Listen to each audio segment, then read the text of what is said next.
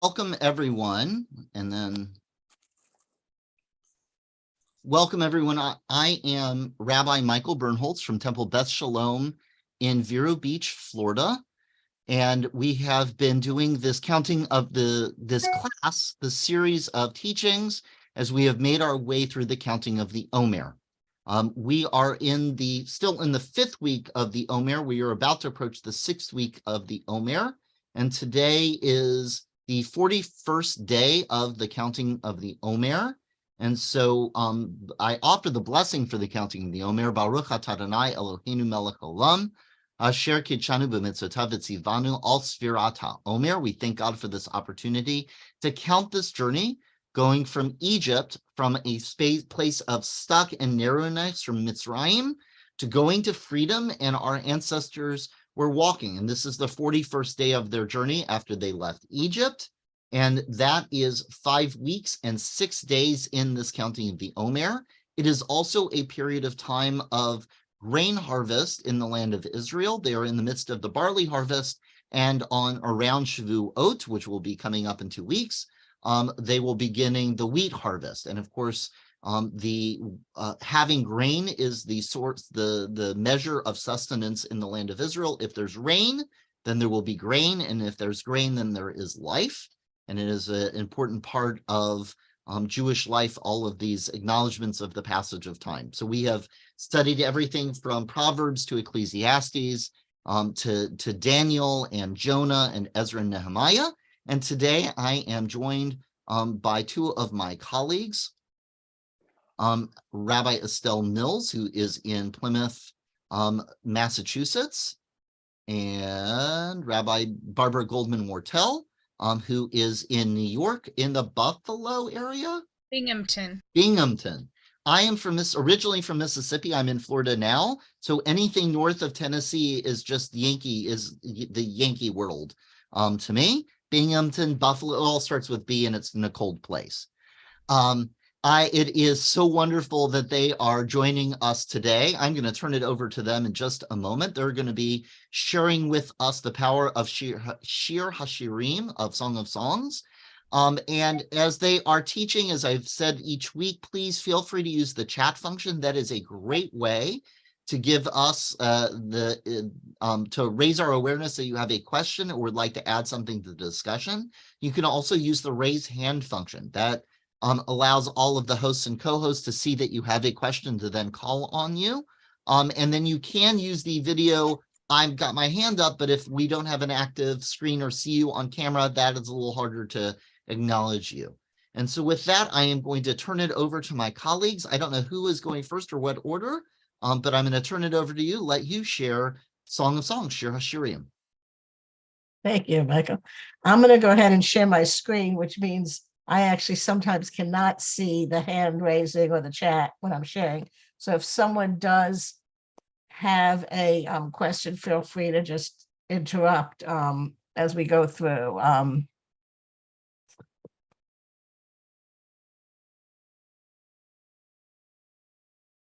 So as Michael says, we're doing talking a little bit about Shir HaShirim, which is Song of Songs. And when the Hebrew books do, like in Hebrew you go Song of Song, it actually means the greatest song.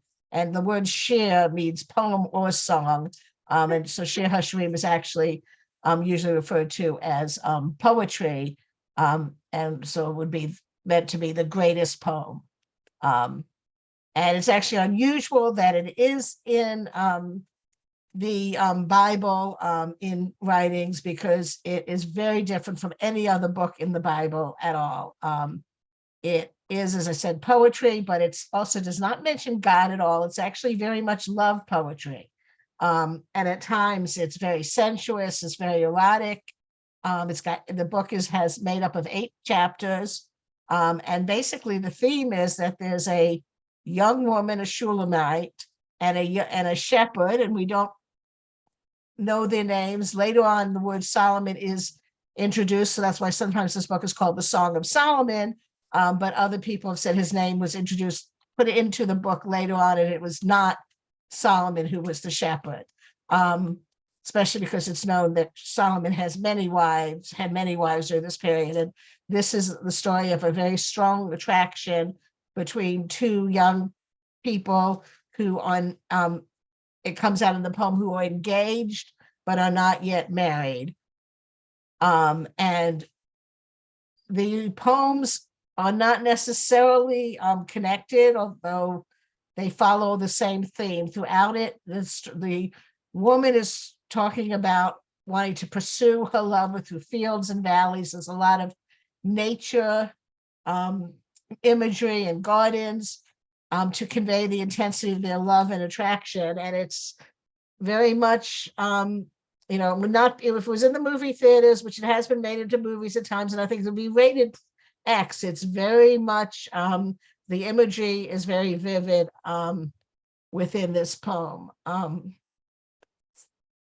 So as I said, it means the greatest poem. It has 8 chapters, lots of metaphors, and there's not really an ending because some people say it's 8 poems. Some people do say it's 1 poem, but it doesn't follow because each chapter can stand on its own. And throughout all 8 poems, the 2 themes that keep coming up, the intense desire of these 2 people for each other and wanting to be with each other and find each other. And just as they're about to find each other, they lose each other again. And the joy of anticipating physical contact and physical attraction to one another.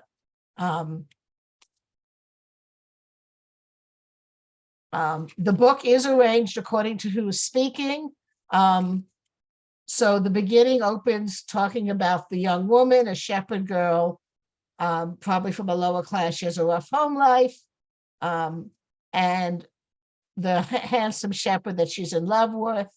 And then there's also a chorus of people who are celebrating their love and union and watching this as if it could be a play that's being acted out with the choir. So you have the bride and groom preparing or getting ready for their wedding, professing their desire, and then waiting for their marriage and to be able to consummate their marriage. And this slide just shows the various different things that are happening. The bride prepares, the groom prepares, each profess their love, and then they're united. Going into the history of this book, scholars have not determined exactly, like many Bible books, when it was written, estimating anywhere from the 10th to the 2nd century before the Common Era, but it's been put at probably being in the 3rd century was written. And in the 2nd century of the Common Era, it became part of the Jewish canon, which means it became a holy book. But it was very controversial to make this a holy book because it is one of only 2 books in our Bible that does not mention God at all. It's not telling our history. It is just love poetry, love songs around a sexual attraction. Rabbi, Yes. excuse me. Please. Why would the rabbis include this instead of like the Book of Enoch, for example? I mean, I don't kind of get it. That's a good question. Thank you. In the Talmud, they don't get it either. I mean, that's why there's been discussion. It got included because, as I'll get to in the next one, Rabbi Akiva pushed for it to be included, and he had a lot of clout. Well, what about the Book of Enoch? They had to pick and choose. I wasn't there for the debate. There were many books that you wonder why is the Book of Maccabees not in it when it tells the story about. Yeah. Well, this makes in many ways, it makes absolutely no sense that this was included when other books that do tell more of our history, more of our holidays are included. And it was completely debated and still is debated on how this got in. Supposedly, Solomon wrote a lot of what was called the wisdom literature, and the books that he wrote did get included. And so maybe because someone put his name into it, which was a later edition, but once his name got attached to this book, that could have lent into why it got included, because there were already several books authored by Solomon that were part of the canon. Although it's, as I said, it was not necessarily authored by him. That's been argued as well. How they reconciled it later on, and I don't think at the time it was part of the debate, but how they reconciled it afterwards and why this got included was that they said it was not just love poetry, but it was a metaphor for God's love for Israel and not pure sexual desire. That it shows, the love God has for Israel, and the love is the Israel, meaning the people Israel, the Jews have for God. And so this is just showing how strong and deep and great the attraction of the people Israel for God and of God for Israel. And that's how the rabbis have rationalized why it was included. Once they inherited it being included, they had to come up with a reason why such sexual poetry is part of the Bible. And so they said it's not just the love story of two people, but it's the love story of God and Israel. And in fact, the Christians do something similar. They rationalize it that it's the love of Jesus and what Jesus did for the people. So the Christians have, again, the same problem, trying to come up with the reason why this was included.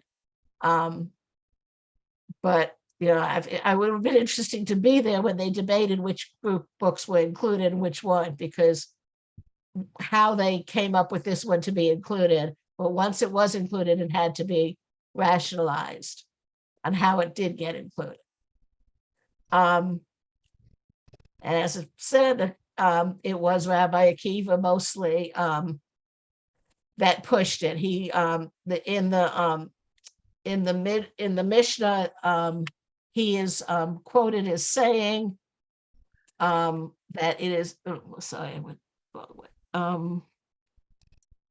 In the Mishnah, he is quoted as saying, "God forbid, if in all of eternity we're going to regret this, if it was deemed, if Song of Songs is deemed unworthy of being included.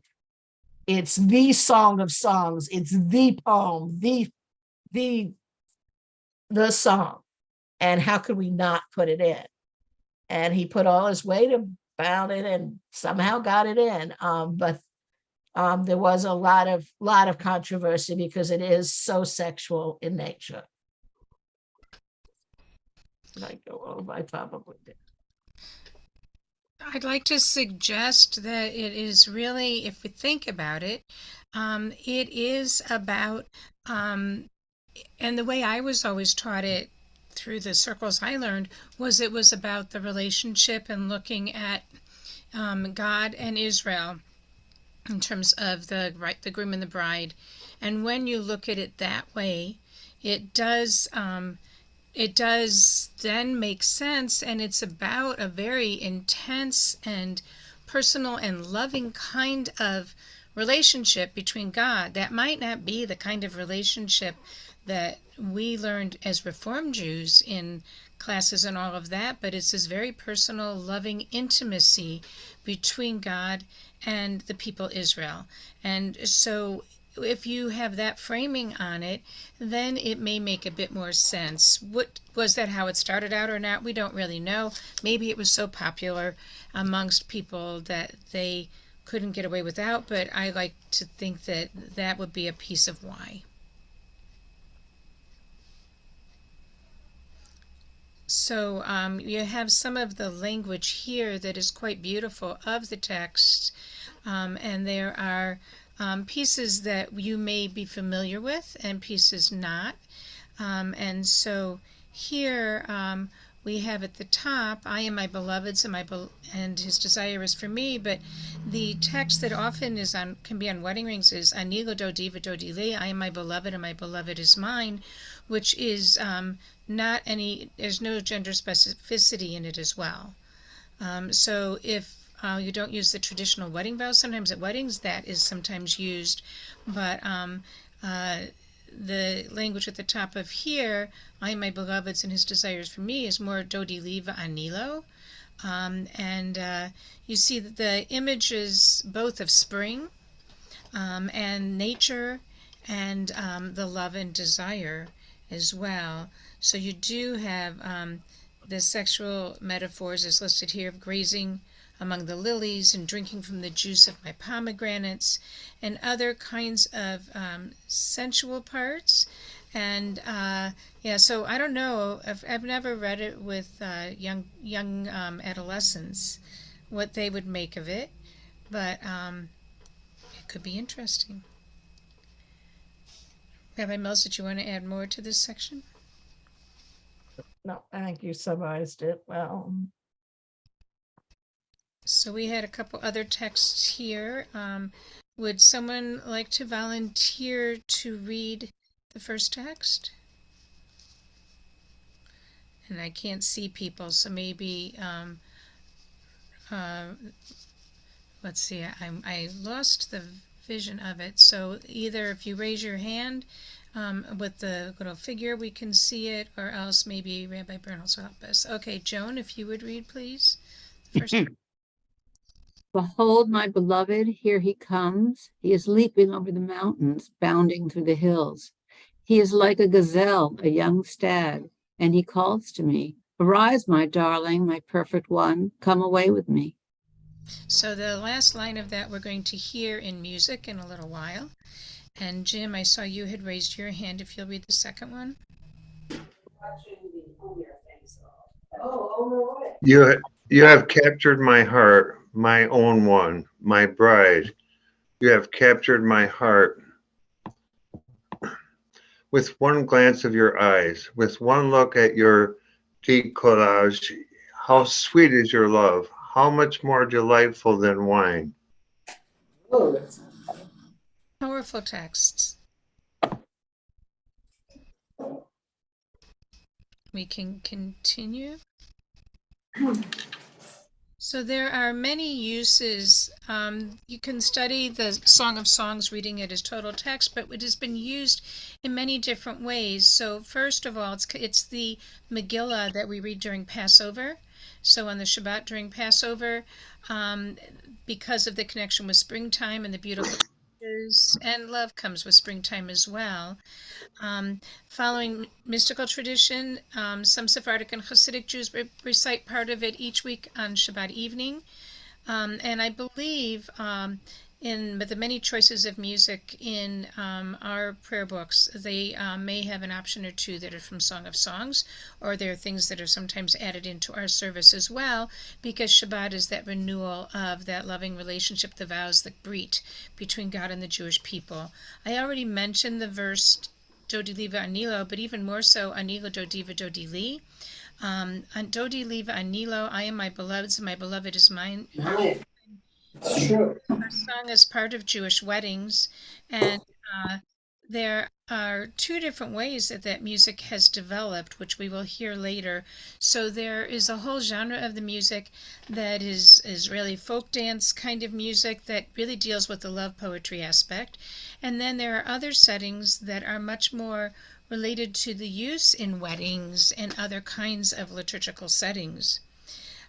So the other use that I only learned more recently from my nephew and his wife on the next slide is that in many Sephardic communities, the announcement of the baby's name, portions of Song of Songs are used as part of it, and it's a particular part from chapter 2, verse 14, and sometimes read in Ladino, or chanted Ladino and Hebrew. In English, my dove in the crevices of the cliff, hidden in the steppe, let me see your appearance and let me hear your voice. Your voice is pleasant and the sight of you is comely.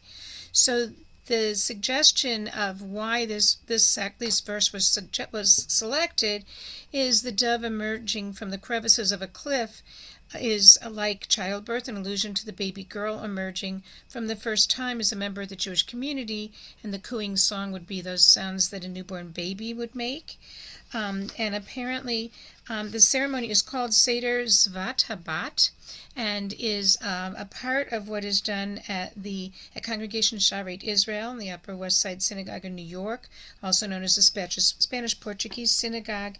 And so this is the text as they use it in the Hebrew, and then a different English, but pretty much close to the same.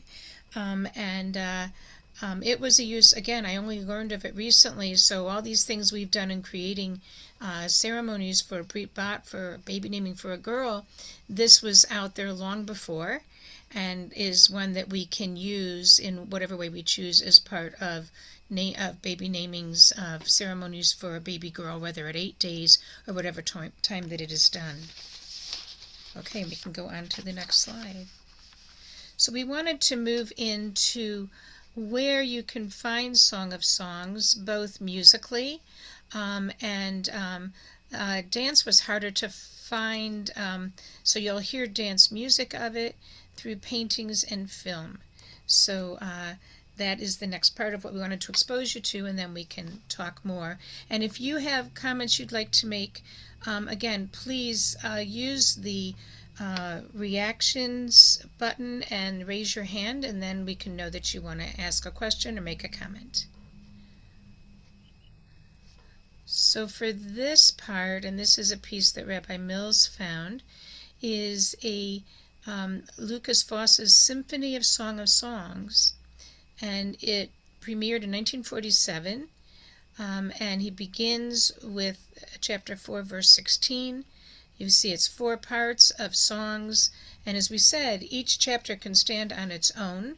And so, Set Me for a Seal Upon Thy Heart is a text that's often is used separately too, in terms of really looking at that, the culmination, the consummation, and coming together. So we're going to listen to a bit of this piece, and you can read more about it on the paper, on the slide.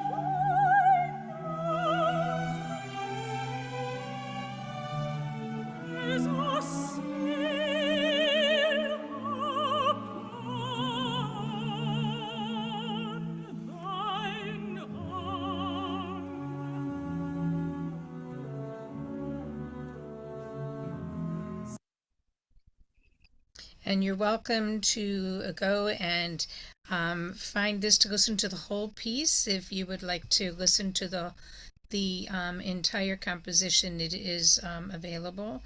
But that gives you a little taste of the interaction of the orchestra and voice in that piece. And as we saw in the outline before, some of the chapters are the woman and some are the man. And so clearly this is one where it was a chapter with the woman's plead to her beloved. We'll go on to the next slide. So, Arise, My Love is a text from the Song of Songs. This is a piece written by Debbie Friedman and sung by Rabbi Joe Black. And I believe she wrote it for a wedding. I don't remember if it was her wedding or another wedding, but it was written for a wedding. And when you hear it, you'll get the sense of how it could be definitely a part of a wedding ceremony or some other kind of profession of a commitment of two people to one another. And again, consider it also, we always say that there's a love triangle in a wedding, the two people getting married and God is there as well. So you can, again, consider it either way, but this is combining those two in terms of using it in weddings and other times of that sort.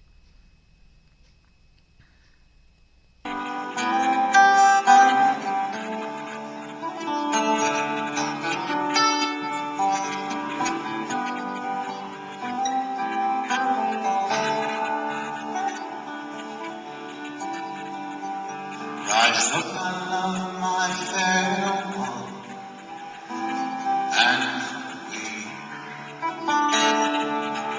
for lo, the winter's past, and the rain is over.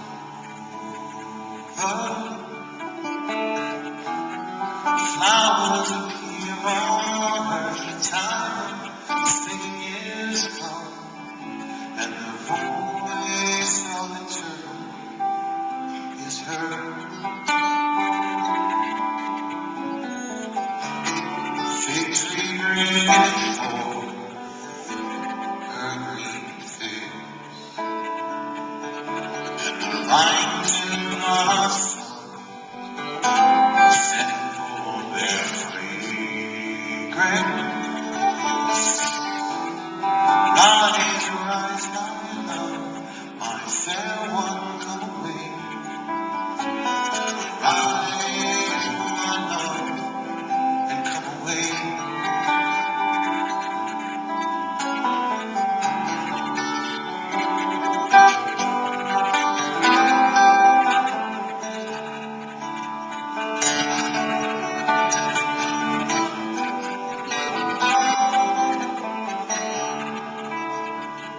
Rise up, my love, my fair one, and come away.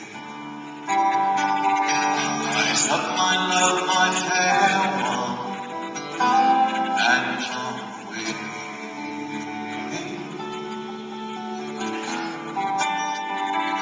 And come away.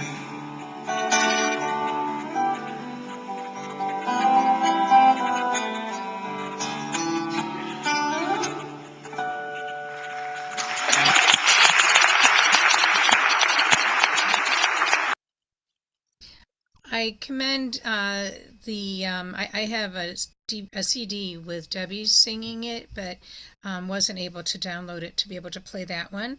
But one of the things that Debbie Friedman did was to compose things in English, or in a combination of Hebrew and English, to have them be accessible in the original language. So Dodi Lee, Dodi Lee Va'anilo, I am my beloved and my beloved is mine, is the one of the better known songs, I believe, from Song of Songs.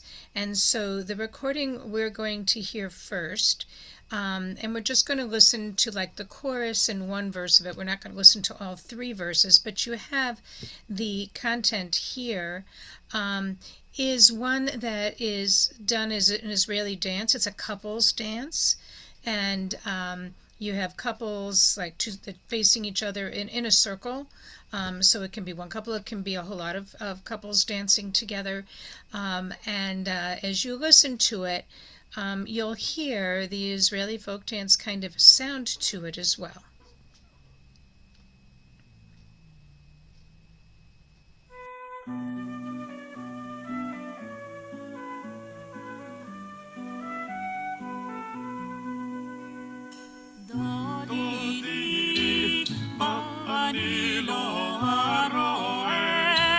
בשושנים דודי אני לא הרואה בשושנים מי זאת עולה מן המדבר מי זאת עולה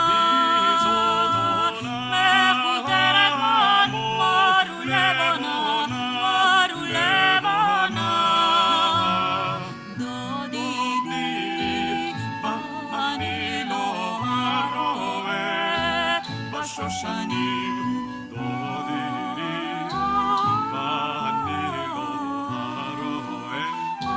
בשושנים מבפני.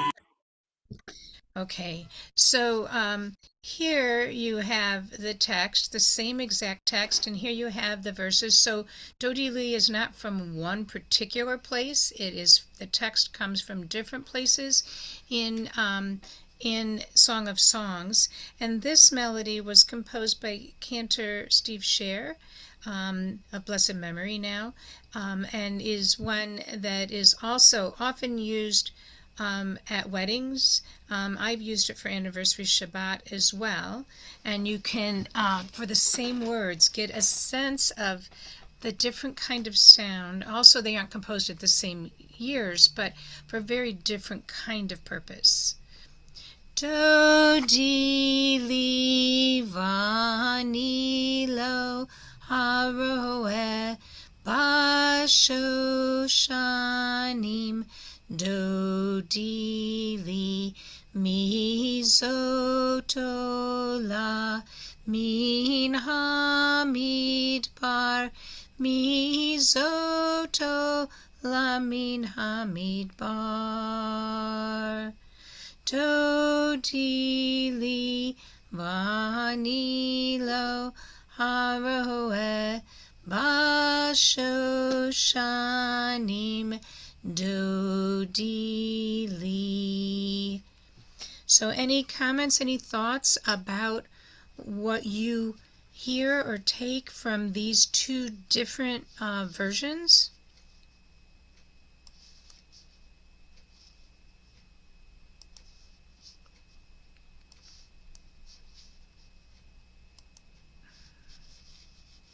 Okay, I don't see any comments about them. I wanted to illustrate with the same text how it's used so differently. I'm sure there are other melodies as well, but these are the two that are most common that you will find. And I wanted to share one other melody with you, another song on the next slide. Elginat it goes, and I learned this song as a camper at Olin Sang Reunion Institute Camp in Oconomowoc, Wisconsin, and it is not in the songbook when they created one songbook for all of the URJ camps, but it's in an earlier songbook. So I think it's very fascinating in the 60s and 70s that we were learning songs like this about nature, about love, but about Israel. And this is, again, an Israeli dance melody. And so as you hear it, and I'm just going to sing again from the beginning of it. I'm not going to sing all of it because you'll get a feel for the sound of it.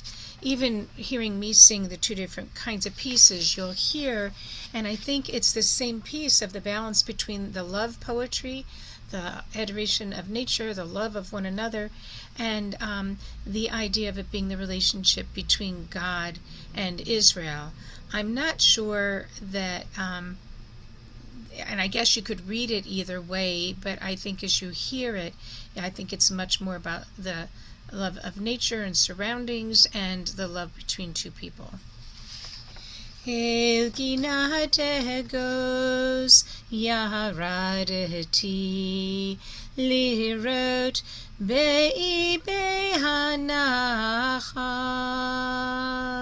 lirot hafarnacha hagefen hinetzu harimonim Lecha dodi neitze nahasade nagila bakvarim nashkima lilak kramim nire haim parcha hagefen patach Hasmadar.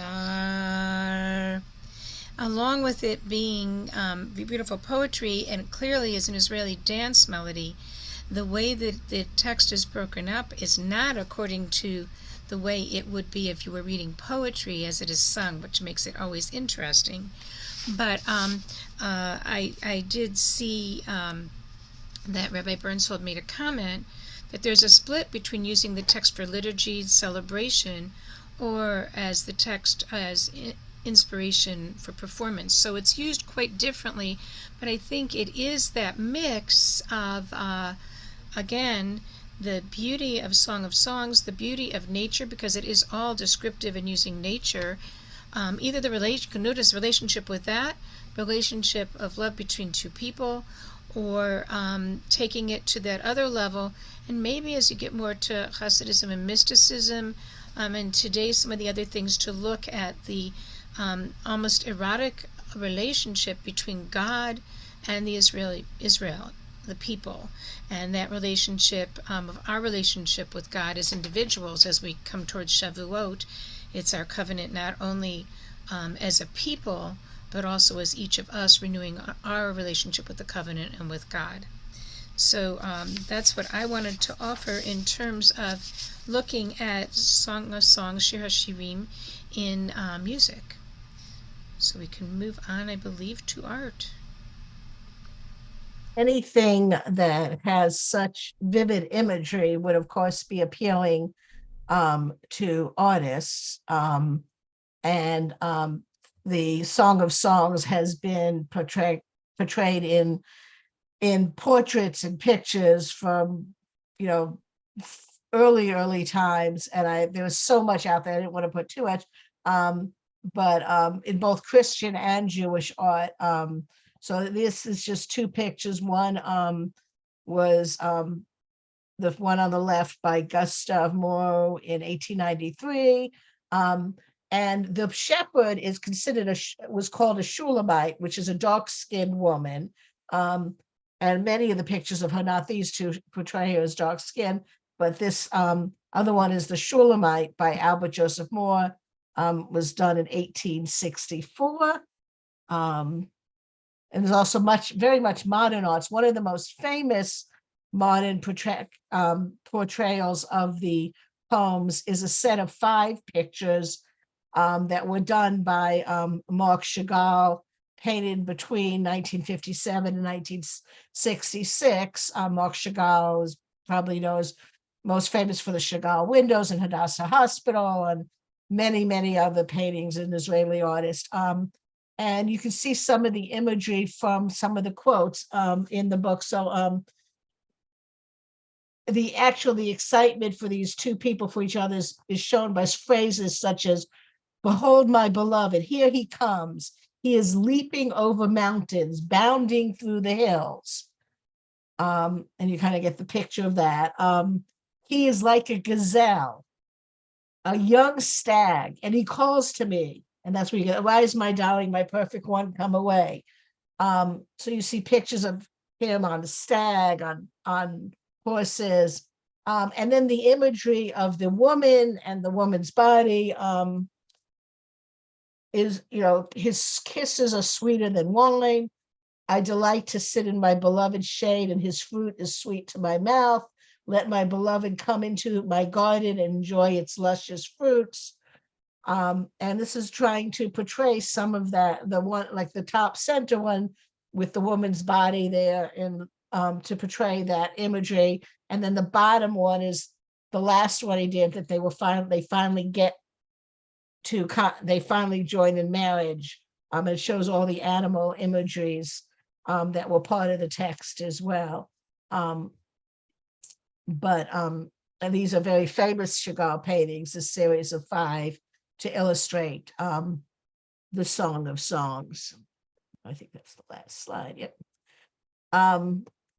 But so the question really becomes, why is, not only why, we talked a little bit about why it was included, or how it got included in the canon, but another question is, it really is one of the 5, it's one of the 5 Megillas associated with the holiday, and as we briefly talked about, it's associated with Passover. And so why did this book particularly get associated with Passover has been a question. Not only is it in the canon, but it is specifically read every year at one of the main Jewish holidays. In fact, outside of the high holidays right now, Passover is considered the most celebrated holiday by American Jews. Does anyone have any ideas why this book would have been attached to Passover? Springtime, fertility. Springtime, exactly. So Passover is known as Chag HaAviv, the spring festival.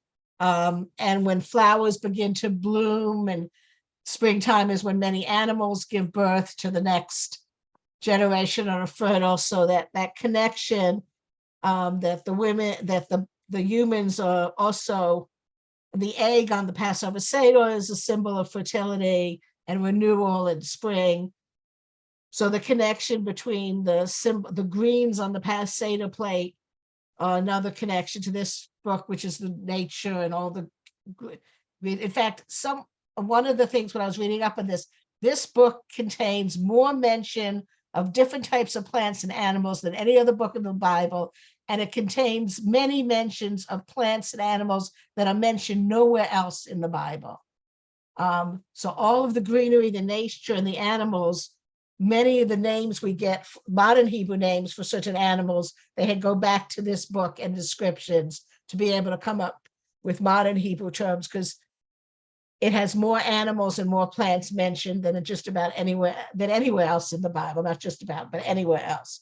So But because Rabbi Bernholtz has written a comment. If you want to share your comment here, because other people may have some thoughts about it as well. If you want to. So yeah, sure. This is a lot about sexuality and intimacy. So I mean, part of my question is that the fact that we don't have a lot of connection or text, certainly in the Reform Jewish world, is that kind of a challenge to our culture that doesn't talk a lot about sex and intimacy, certainly in the settings around the synagogue. And I guess part of it is also, and it's interesting, Rabbi Goldman-Wartell, that you're bringing up what you were singing in the 60s at camp. And is it that when so many of us learn biblical stories as children, which is not when you would actually be studying Song of Songs, when you wouldn't be exposed to Song of Songs. It's something for when you're older and more mature. And how often by the time we're older and more mature is we're not having exposure to these things. I know that's one of the things that I've often heard is that 13-year-olds are they're absorbing Judaism through a 13-year-old mind, which is different than you might get at 15, 18, 21, 25 and beyond. And this is a text for a teenager and beyond in terms of intimacy and relationship. My thought is, though, that if you're talking about nature and the descriptions of the animals and the trees and the flowers and all of that, and if you're talking about it in the relationship between God and the Jewish people, that I think that's the way that it's been done to be able to expose children to some extent. Because if you're doing Israeli dancing, you may be very likely learning some of the dances or that kind of a thing. So it's that cultural piece.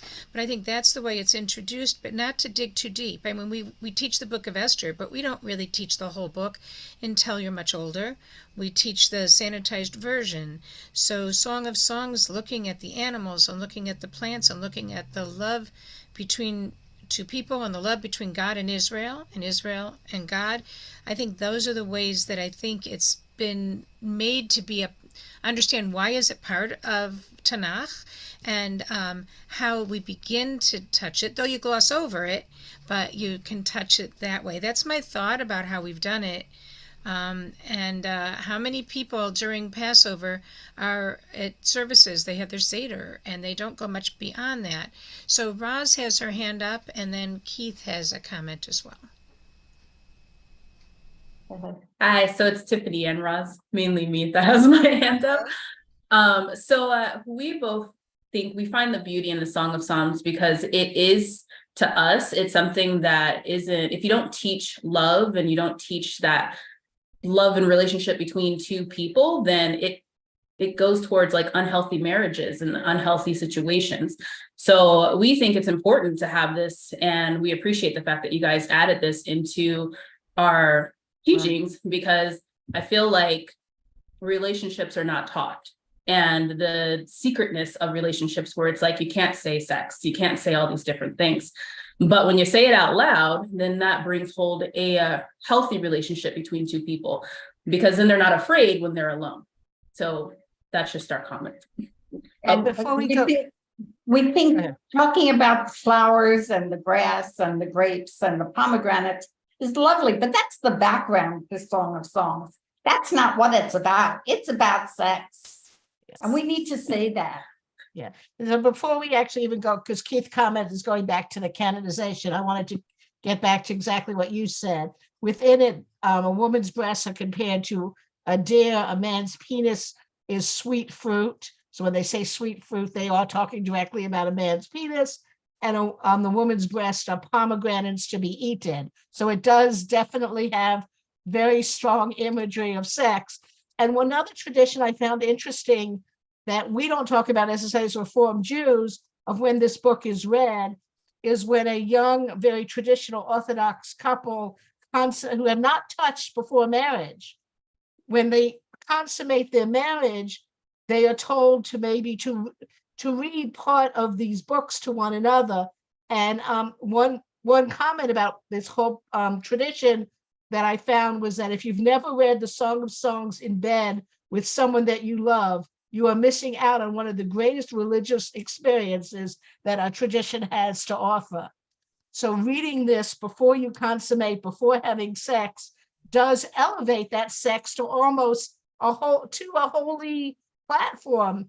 And it is called, the Song of Songs, the ultimate. And so in that way you do, it is that getting the closeness with one person and elevating it, comparing it to becoming one with another person, becoming one with God.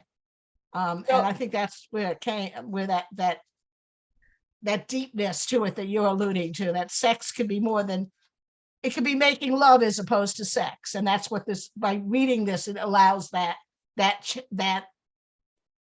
aspect of it to come alive.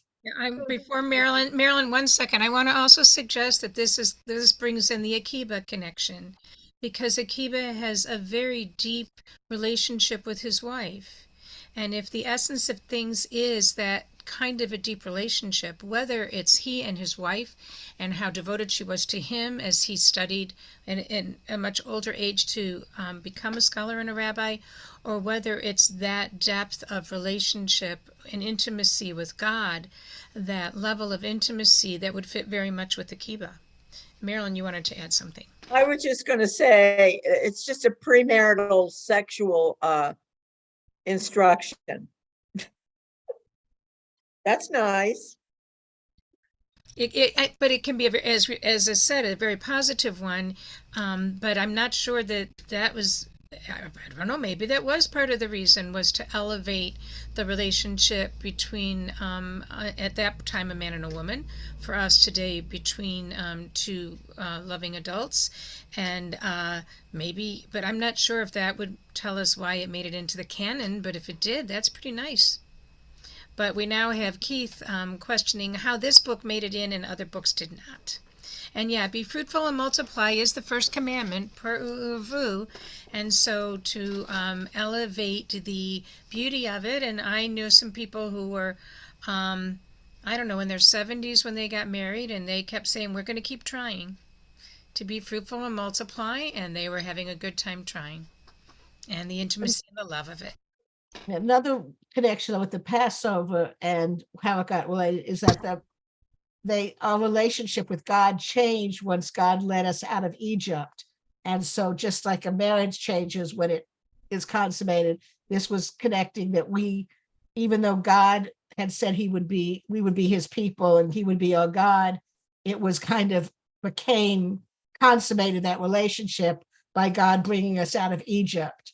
And so that's another reason why this text got connected to Passover, is that Passover was the time, some would say, that our relationship was in its, the same way this relationship was in its pursuing stage. And then later on with Shavuot, when we get the Torah, is the marriage. But this is just like these two are pursuing each other back and forth. We're having that relationship with God, doubting when we're in the desert, is he really our God? Until we get the commandments. So it's that same, our relationship with God from Passover to Shavuot, from escape from Egypt, from Exodus or redemption to Revelation, could be compared to these two people during the engagement to marriage. So Keith, do you want to share what you've written here? Yes, I appreciate the discussion on Song of Songs. My wife and I are sitting here giggling, laughing about it. It's great. It's a great poetry. Just going back to the question of canonization, I think it was a more casual versus a deliberate process. And I think it was books that were popular, scribes copied them and recopied them, the people knew them. Certainly the learned people did, the religious leaders.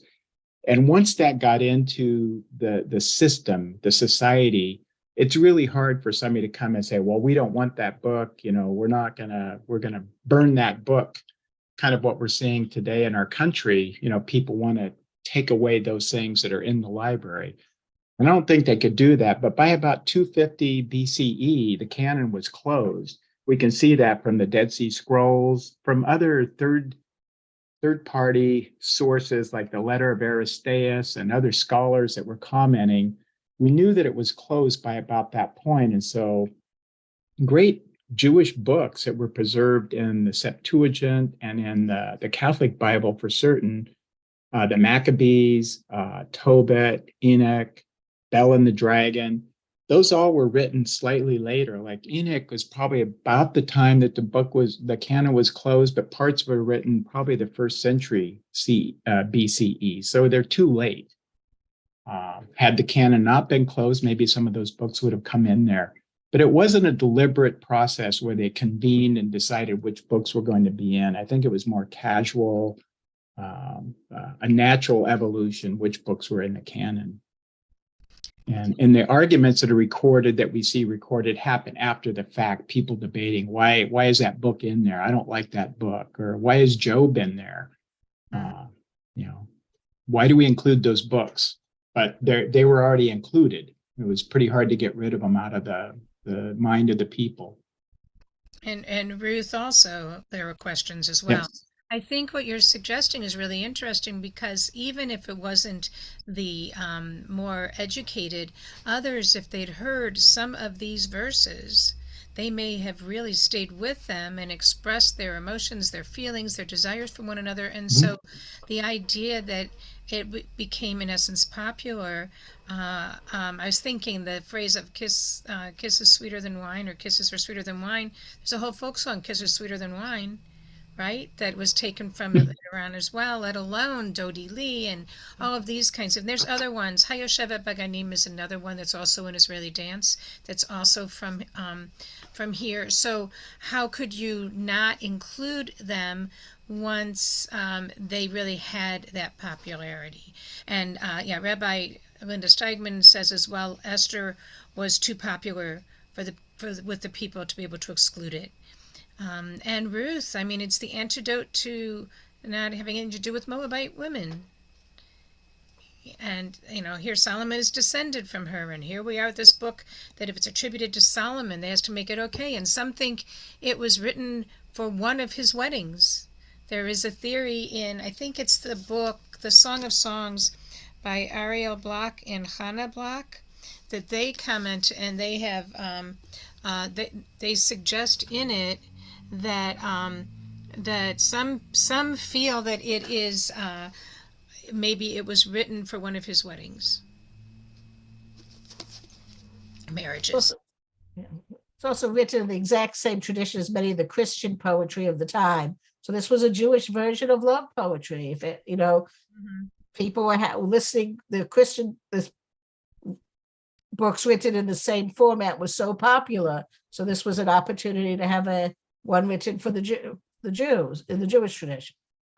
As the comment here about the Book of Maccabees, again, if we look at the time of some of these books, if they are a little bit later, they may have missed, and it wasn't a cutoff date like you have with the publisher today, but if the process was already completed, they may have been later, and that may be the reason more than anything else for some of them. We don't really know because we haven't done time travel to go back to it, but I hope that you have enjoyed the different books from Ketuvim, the writing section of Tanakh, that were part of this study for the Omer period, to give you that opportunity to explore a little bit about a book of the Bible you may or may not have looked at that much, and looking at it in different ways. And I know each pair of our colleagues did things in different ways as well.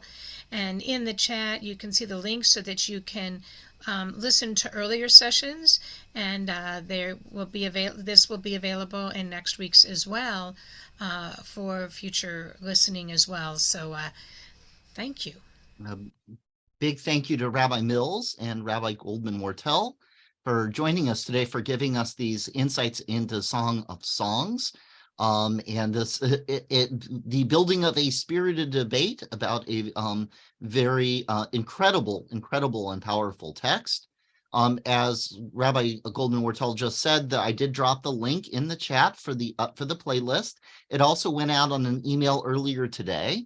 There is coming up for Shavuot, there will be a Tikkun Leil Shavuot that starts at 8 p.m. Eastern and goes, I think, until 11 a.m. Eastern. Next week? It's next week.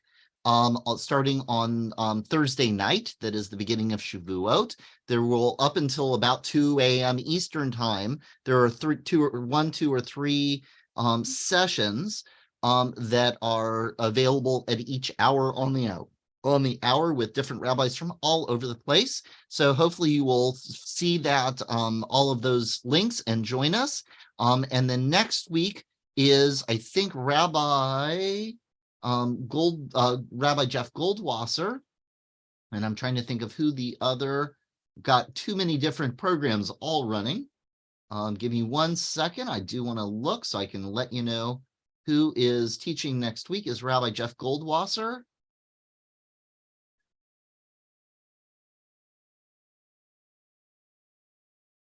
And Rabbi Jeff Goldwasser and Rabbi Emily Losbin Ostrov. And as we are approaching the end of the counting of the Omer, will be leading a story of Ruth, which is very much connected to this sense of time and space as we are getting ready to to go to Sinai. And as I put, and Rabbi Mills, I thought you beautifully, as we get out of Egypt, you're waking up, you're good, being able to go out. That's part of the redemption. And we can be fully present in the relationship with God. And then as we get closer to Sinai, there is a significant amount of wedding ritual pieces that go into Shavuot, which is pretty incredible. So again, thank you so much to my rabbinic colleagues. This has been an amazing journey, and I hope some of you will go watch the videos of other sessions. This has been extraordinary. Thank you, everyone. Have a great afternoon. Thank you for putting all this together and coordinating it. And it's been an honor and pleasure, and we'll continue these kinds of different programs through the year. We're really trying to work on coordinating. This is the last better. class. I'm done. Take care, everybody.